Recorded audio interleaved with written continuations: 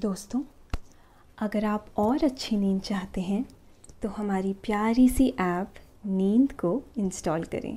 इस ऐप पर आपको एक्सक्लूसिव स्लीप स्टोरीज़ मिलेंगी और आप बिना यूट्यूब प्रीमियम के भी इन स्टोरीज़ को बैकग्राउंड में सुन सकेंगे। इंस्टॉल करने के लिए आप हमारी वेबसाइट neend.app पर ज़रूर आइए और अच्छी कहानियाँ, स्लीप म्यूज़िक, कुछ टिप्स सुनने के लिए इस चैनल को सब्सक्राइब कीजिए। नमस्ते, मैं हूं पायल। आज सुनिए लेखक रजत की स्लीप स्टोरी। एक अच्छे इंसान की पहचान उसमें मौजूद प्रेम और आदर का भाव होता है। एक राजा के भी यही गुण होते हैं, पर हर राजा में ये गुण हो ऐसा संभव नहीं है। ये कहानी एक ऐसे ही राजकुमार की है जो राजकुमार से राजा बनने तक की एक रोमांचक यात्रा तय करता है। किस तरह एक योजना तैयार की जाती है और राजकुमार को लोहार का जीवन जीना पड़ता है और एक लोहार को राजा का जीवन। ये रहस्यमय कहानी है एक राजकुमार और लोहार के राजा बनने की।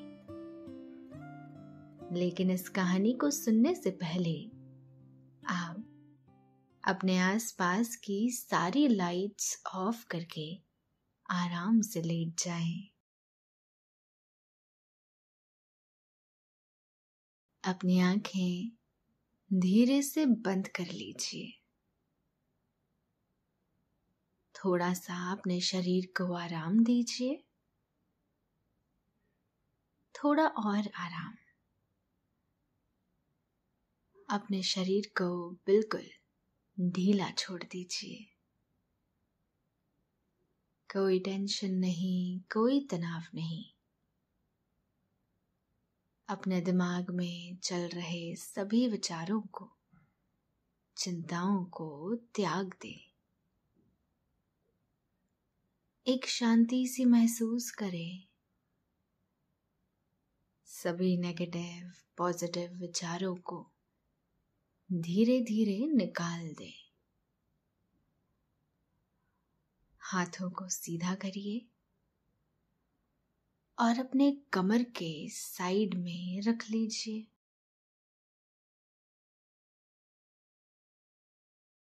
अब अपनी सांसों पर ध्यान लगाएं। इसको धीमे या तेज नहीं करना है, बस ध्यान देना है कि कैसे वो आपके नाक, गले में होते हुए आपके अंदर प्रवेश कर रही है और कैसे वो आपके गले और नाक के माध्यम से वापस निकल रही है। मन शांत, एकदम शांत होता जा रहा है। आप बहुत अच्छा महसूस कर रहे हैं।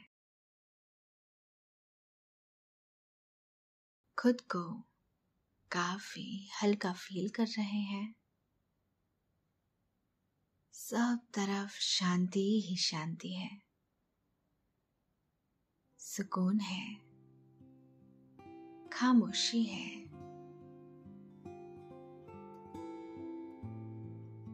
राजा की पहचान किस तरह होती है? अगर वो अपने असली रूप में हो तो उसे पहचानना आसान होगा, पर वो अपने असली रूप में ना हो तो ये मुश्किल हो सकता है। ये उसके व्यवहार पर भी निर्भर करता है या नहीं भी करता। कई विद्वानों का ये कहना है कि राजा की पहचान उसके पद से नहीं बल्कि उसके कर्म से होती है।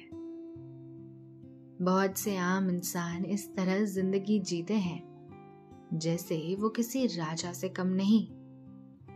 इसका ये मतलब नहीं कि वो खुद का ख्याल राजा की तरह रखते हैं, बल्कि इसीलिए क्योंकि वो दूसरों का ख्याल किसी राजा की तरह रखते हैं। राजा का सबसे महत्वपूर्ण गुण प्रेम और सम्मान होता है, पर हर राज्य के राजा में इस तरह के गुण नहीं होते। मायानगर नाम का एक राज्य जो अपनी प्रजा के प्रति बेहद प्रेम और समानता के भाव के लिए दूर तक विख्यात था, जिस राज्य में हर तरफ खुशियां नृत्य करती थी, प्यार अपनी मधुर बांसुरी बजाता था, जहां हवाओं में शांति की महक होती थी और चांद अपनी चांदनी से राज्य को और शीतल बना देता था। पर राज्य के राजा चित्रभानु को संदेह था कि ऐसा ज्यादा समय के लिए नहीं चलेगा। राजा चित्रभानु अपनी वृद्धावस्था में प्रवेश कर चुके थे। हालांकि अब भी वो स्वस्थ और तंदुरुस्त थे, लेकिन पुराने नियमों के अनुसार उम्र के एक पड़ाव के बाद राजा को अपने पद को अपने सबसे होनहार बेटे को सौंपना होता है, और राजा चित्रभानु के लिए वो दिन आने में ज्यादा समय नहीं था।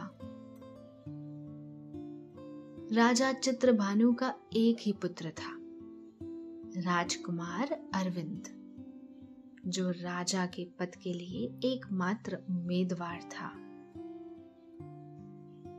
राजकुमार अरविंद का चरित्र एक राजा बनने योग्य नहीं था। उनमें बहुत सी ऐसी खामियां थी जो राज्य और प्रजा दोनों के लिए ही ठीक नहीं थी। राजा चित्रभानु इस बात से भली भांति परिचित थे। उन्होंने राजकुमार अरविंद का चरित्र सुधारने के लिए कई प्रयत्न किए, पर वो कारगर साबित नहीं हुए। राजा चित्रभानु को इस बात का अंदेशा था कि राज्य के लिए ये ठीक नहीं होगा कि अरविंद को सिंहासन पर बिठाया जाए। उन्होंने अपने विश्वास पात्र मंत्री और सेनापति के साथ मिलकर एक योजना बनाई, एक ऐसी योजना जिसका असफल होना नामुमकिन था। उन्होंने हर संभावना पर खुद ध्यान दिया और हर मुमकिन परिस्थिति जो घटित हो सकती थी उसका समाधान पहले से खोज निकाला। पर कई बार ऐसा कुछ हो जाता है जिसकी आप कल्पना भी नहीं कर सकते। आपके हाथ वो खजाना लग जाता है जिसे आप ढूंढ भी नहीं रहे थे। आप तो किसी और खोज में मग्न थे। राजा चित्रभानु के हाथ भी ऐसा ही एक खजाना लगा जो उनके राज्य के लिए नई सवेरे की किरण की तरह था। उन्हें एक लोहार का पता मिला जो हूबहू राजकुमार अरविंद की तरह दिखाई देता था, जिसकी शक्ल राजकुमार अरविंद की तरह थी। राजा ने अपने प्रिय मंत्री राजवीर से कहा, ये तो असंभव सा मालूम होता है, क्या आपने उसे करीब से देखा? हाँ महाराज, मैंने उन्हें करीब से भी देखा और बहुत ध्यान से भी। वो राजकुमार की तरह ही दिखाई देते हैं। राजा का उत्साह किसी ख्याल के वजह से कम हो गया। उन्होंने कहा, हाँ राजवीर, ये तो ठीक है, पर सिर्फ शक्ल से क्या होगा? राजवीर ने कहा, मुझे ये बात अच्छे से मालूम है महाराज, इसीलिए मैंने उनके चरित्र का अच्छी तरह मुआयना किया, उसे परखा। पर मेरी बात का विश्वास कीजिए, ऐसा नेक दिल, खुशमिजाज, आनंद से भरा इंसान कम ही देखने को मिलता है। वो एक लोहार है, लेकिन उनके हथौड़े की चोट पर भी प्रेम का भाव होता है। वो एक कमाल का इंसान है। राजा, मंत्री और सेनापति ने मिलकर एक नई योजना बनाई, पर सब कुछ पक्का करने से पहले राजा ने कुछ दिनों का समय लिया। कुछ दिन और रातों तक राजा गहन विचार में डूबे रहे, और सब कुछ तय हो जाने के बाद भी उन्हें कुछ उलझनों को सुलझाना था।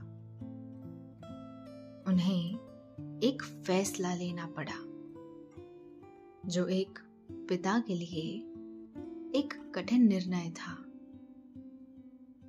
पर आखिरकार वो एक राजा भी तो थे। राजा चित्रभानु ने राजकुमार अरविंद के राज्याभिषेक की घोषणा की,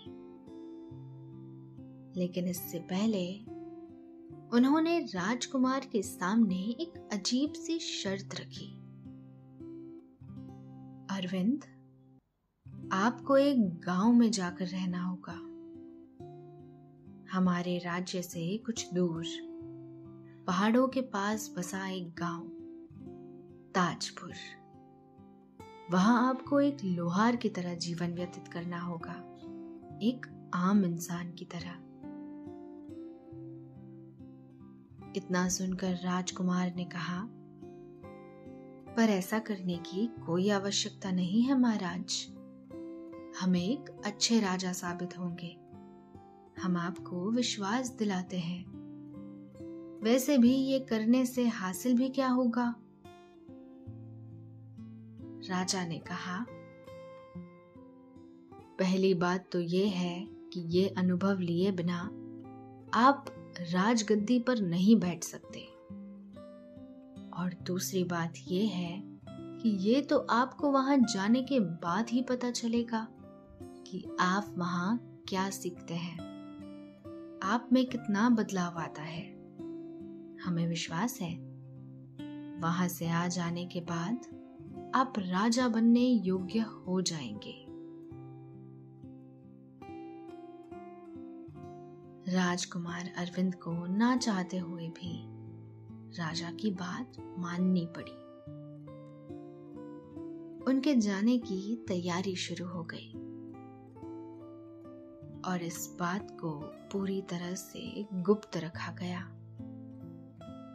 और सुनिश्चित किया गया कि किसी को भी कानो कान इसकी खबर ना हो। वहीं कुछ दिनों से मंत्री राजवीर कहीं गायब थे। राजा और सेनापति के अलावा किसी को खबर नहीं थी कि वो दोनों कहाँ हैं। वो ताजपुर गांव में उपस्थित थे, लोहार उदय के साथ।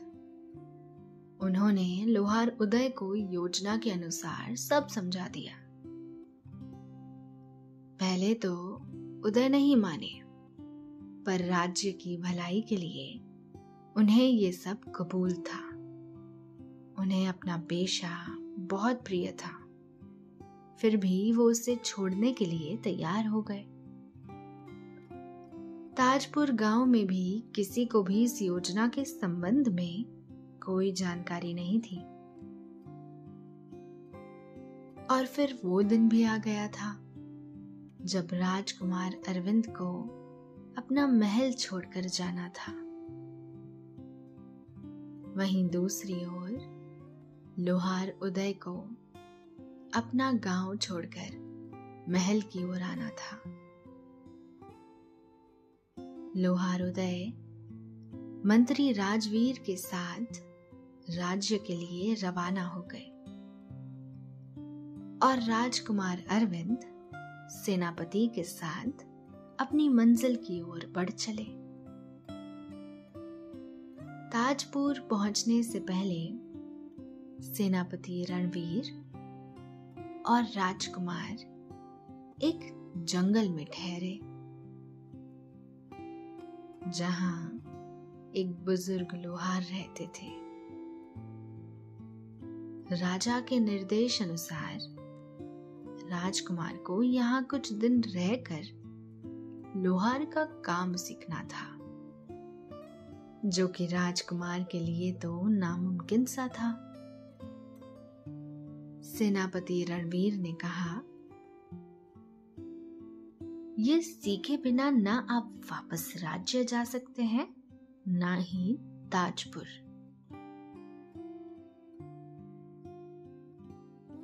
राजकुमार अरविंद ने कहा, क्यों, हमें कौन रोकेगा? आप या ये बुजुर्ग, हम जहां चाहे वहां जा सकते हैं। सेनापति रणवीर ने कहा, हम नहीं, ये जंगल रोकेगा। अरविंद ने कहा, जंगल? पर कैसे? आप हमें बस अपनी बातों में उलझाना चाहते हैं। सेनापति रणवीर ने बताया, ये जंगल एक भूल भुलैया की तरह है। अगर रास्ता पता ना हो तो आप इस जंगल में ही भटकते रहेंगे। अरविंद ये सुनकर झोपड़ी से बाहर निकले और आसपास देखने लगे। ये देख सेनापति ने कहा, आप चाहे तो कोशिश कर सकते हैं, पर जब आप थक जाएं, हर थोड़ी देर में ये शंख बजाइएगा, हम आपको लेने आ जाएंगे। सेनापति ने अरविंद को शंख दिया और अरविंद वहां से दूर जाने लगे। सेनापति वापस कुटिया में आकर बैठ गए। वहीं दूसरी ओर लोहार उदय मंत्री राजवीर के साथ महल पहुंच चुके थे। मंत्री उदय को गुप्त द्वार से राजा के कक्ष में ले आए। राजा चित्रभानु उसे देखकर आश्चर्य में पड़ गए। उन्हें ऐसा लगा जैसे राजकुमार ही उनके सामने आ खड़े हैं, पर उदय की चाल ढाल और बोलने के अंदाज से उन्हें विश्वास हुआ कि ये उनका बेटा नहीं बल्कि लोहार उदय है। राजा ने लोहार से कहा, आपको पता है आपको यहाँ क्यों लाया गया है? उदय ने कहा, हाँ महाराज, मुझे मंत्री जी ने सब समझा दिया है, फिर भी मैं थोड़ा उलझन में हूं। मुझसे ये महत्वपूर्ण कार्य होगा या नहीं? राजा ने कहा, आप उसकी फिक्र मत करिए, जैसा आपको बताया जाए आप वैसा करते जाइए। राजा ने मंत्री और उदय को वहां से जाने की आज्ञा दी और आगे की तैयारी शुरू करने को कहा। मंत्री राजवीर उदय को राजकुमार की तरह रहने का प्रशिक्षण देने लगे। राजकुमार की तरह बोलना, खाना, चलना, हर तरह की बात उन्हें बताई गई। उन्हें उन सभी लोगों की तस्वीर दिखाई गई जिससे राजकुमार परिचित थे।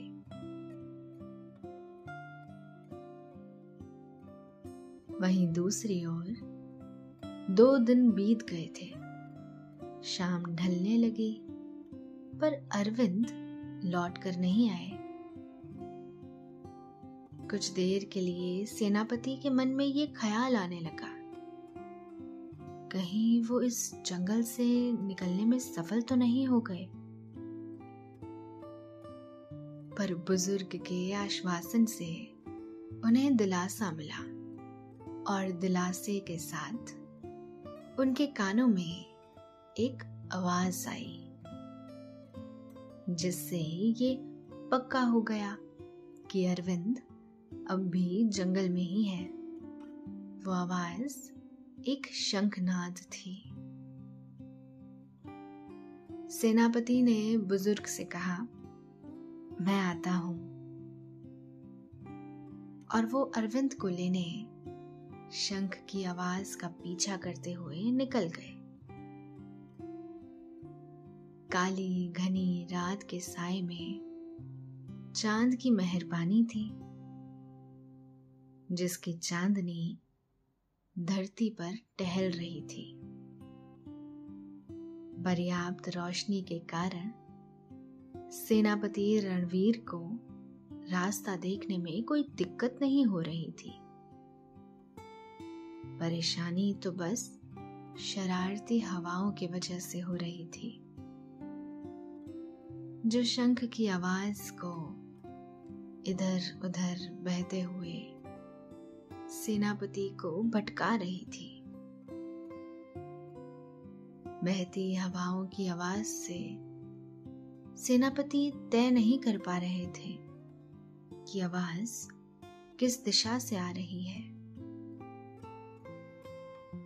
वो जिस भी तरफ जाते उन्हें सिर्फ छलावा मिलता। उन्हें अरविंद कहीं दिखाई नहीं दिए। कुछ समय प्रयत्न करने के बाद अब आसमान की ओर देखने लगे। अनगिनत तारे और चांद अपनी पूरी आभा के साथ आसमां पर सैर कर रहे थे। सेनापति रणवीर का मन भी किसी सरोवर की तरह शांत हो गया। उन्होंने अपनी आंखें बंद की और अपना सारा ध्यान बहती हवाओं में लगा दिया। वो हवाओं को आते जाते महसूस करने लगे, उसकी हर हरकत को परखने लगे। उन्होंने ये पहेली सुलझा ली, हवाएं किस तरह से बह रही हैं। अब बारी शंख की आवाज की थी। शंख की आवाज हर कुछ क्षण में रह रह कर आ रही थी। सेनापति रणवीर का ध्यान पूरी तरह से एकाग्र था। उन्हें बस उस क्षण का इंतजार था जब फिर से आवाज आएगी। हवाएं अपने साथ शंख की आवाज को उड़ाते हुए सेनापति के पास पहुंची। उन्होंने अपनी आंखें खोली और मुस्कुराते हुए भागने लगे। वो एक दरिया के पास पहुंचे, जहां अरविंद एक पेड़ से नीचे शंख लिए बैठे थे। अरविंद ने सेनापति की तरफ मुस्कुरा कर देखा। सेनापति अरविंद के पास आकर बैठ गए। वहां दूसरी ओर लोहार उदय अपने कक्ष में विश्राम कर रहे थे। तभी एक हथौड़े की आवाज ने उनका ध्यान अपनी ओर आकर्षित किया। लोहार ये आवाज सुन खुद को रोक नहीं पाए। उन्होंने छज्जे से झांक कर नीचे देखा। बागान में एक बालक किसी चीज पर हथौड़ा चला रहा था। उदय ने खुद को समझाने की कोशिश की, पर उनका मन नहीं माना। वो छज्जे से ही एक पेड़ की डाल के सहारे नीचे उतर गए। उन्हें देख उस बालक ने हथौड़े को रोक दिया। उदय उसके पास गए और कहा, आप यहाँ क्या कर रहे हैं? बालक ने कहा, मैं तो बस ऐसे ही इस लोहे के टुकड़े को आकार देने की कोशिश कर रहा था। उदय ने उनसे हथौड़ा लेते हुए कहा, आपका नाम क्या है? मुझे अंकुर के नाम से बुलाते हैं, उसने कहा। उदय ने कहा, अंकुर, मैं आपको बताना चाहता हूं कि आप इस लोहे पर सही चोट नहीं कर रहे थे। उदय ने उन्हें हथौड़े को चलाकर बताया। अंकुर ये देखकर खुश हो गया। उसे समझ में आ गया वो बेकार ही परिश्रम कर रहा था। अगर सही तरीका आजमाया जाए तो वो काम जल्दी किया जा सकता है।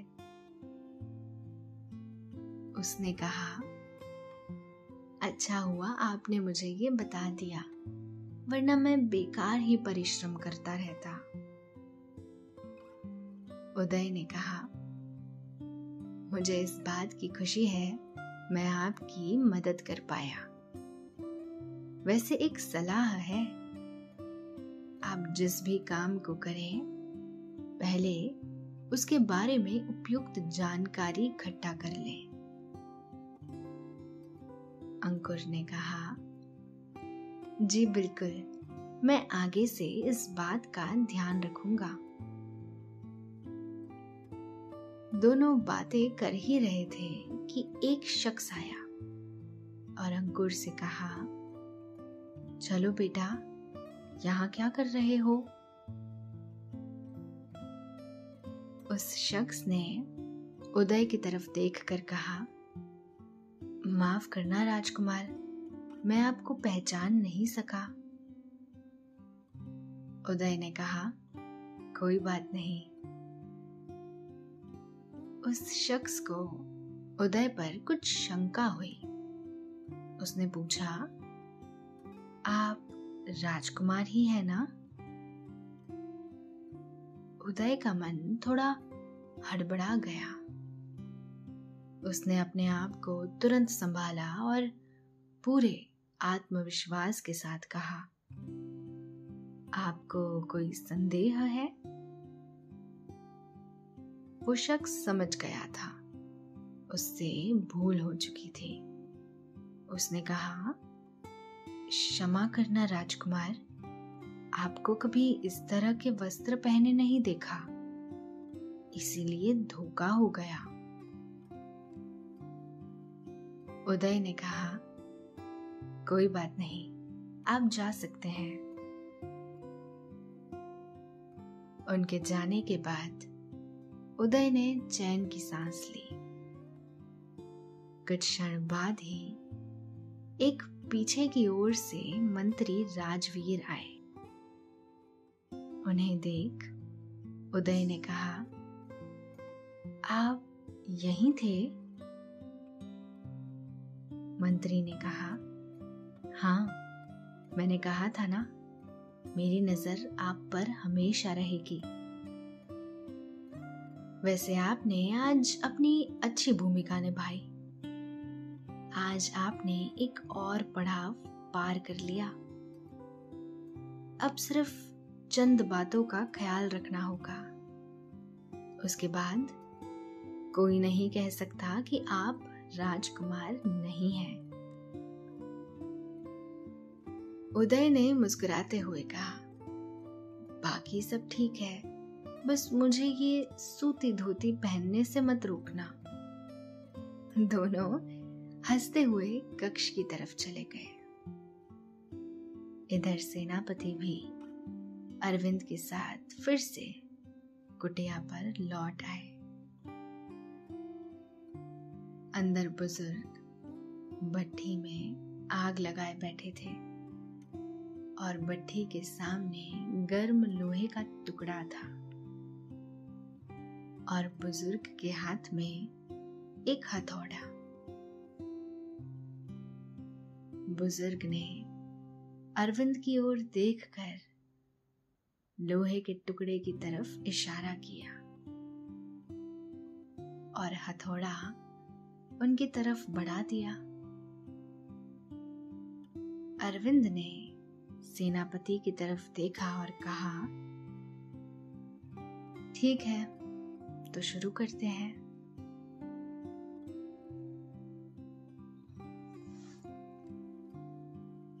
तो दोस्तों, आपने ये कहानी सुनी, राजा और लोहार का पहला भाग। तो अब आगे क्या होगा? क्या राजकुमार लोहार का काम सीख पाएंगे? और क्या उदय राजकुमार की तरह बन पाएगा? जानेंगे इस कहानी के दूसरे भाग में। पर फिलहाल रात के तराजू पर नींद का वजन बढ़ रहा है। ये वजन आपकी पलकों पर उतर रहा है। आपको आहिस्ता आहिस्ता नींद आ रही है। शुभ रात्रि।